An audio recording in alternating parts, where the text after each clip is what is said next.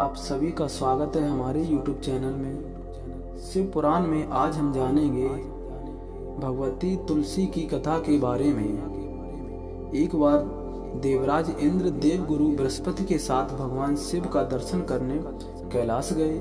महादेव ने दोनों की परीक्षा लेनी चाहिए, इसलिए रूप बदलकर अब दूत बन गए। उनके शरीर पर कोई वस्त्र न था, उनका शरीर जलती हुई अग्नि के समान धधक रहा था और अत्यंत भयंकर नजर आते थे।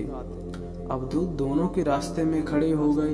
इंद्र ने एक विचित्र पुरुष को रास्ते में खड़े देखा तो चौंके। इंद्र को देवराज होने का गर्व घेरने लगा। उन्होंने उस भयंकर पुरुष से पूछा, तुम कौन हो? भगवान शिव अपनी कैलाश पर विराज रहे हैं या कहीं भ्रमण कर रहे हैं? मैं उनके दर्शन के लिए आया हूँ। इंद्र ने कई प्रश्न किए, लेकिन वह पुरुष योगियों के समान मौन ही रहे। इंद्र को लगा कि एक साधारण प्राणी उसका अपमान कर रहा है।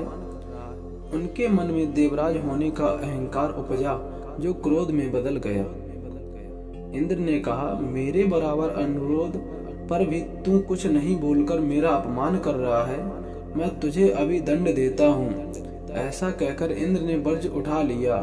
भगवान शिव ने वज्र को उसी समय अस्तित्व यानी छंड कर दिया। इंद्र की वहां अकड़ गई। भगवान अवधूत क्रोध से लाल हो गए। बृहस्पति उनके चेहरे पर आई क्रोध की ज्वाला को देखकर समझ गए कि ऐसा प्रचंड स्वरूप महादेव के अतिरिक्त कोई नहीं हो सकता। बृहस्पति शिव स्तुति गाने लगे। उन्होंने इंद्र को भी महादेव के चरणों में लेटा दिया और बोले, प्रभु इंद्र आपके चरणों में पड़े हैं, आपके शरणागत हैं। आपके ललाट में से प्रकट अग्नि इन्हें जलाने को बढ़ रही है। हम शरणागतों की रक्षा करें। बृहस्पति ने विनती की कि प्रभु भक्तों पर आपकी सदा कृपा बरसती है। आप भक्त वत्सल हैं और सर्व समर्थ हैं। आप इस तेज को कहीं और स्थान दे दीजिए ताकि इंद्र के प्राण की रक्षा हो। भगवान रुद्र ने कहा, बृहस्पति मैं तुम पर बहुत प्रसन्न हूँ। इंद्र को जीवन दान देने का कारण तुम्हारा एक नाम जीव भी होगा। मेरे तीसरे नेत्र से प्रकट एक अग्नि का ताप देवता सहन नहीं कर सकते, इसलिए मैं इसको बहुत दूर छोड़ूंगा। महादेव ने उस तेज को हाथ में धारण कर समुद्र में फेंक दिया।